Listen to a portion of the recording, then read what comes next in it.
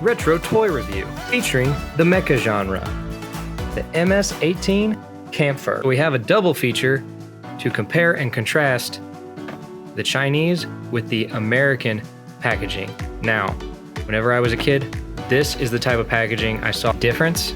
I have seen of the Chinese packaging will have some sort of logo featuring either the mobile suit itself or the main character from whatever series it is a part of. We review the toy. 3 categories. Number 1, packaging. Number 2, the coolness of the mobile suit itself.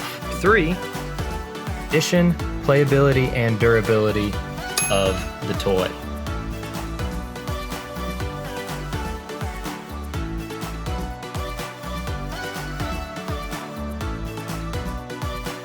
A very well-made toy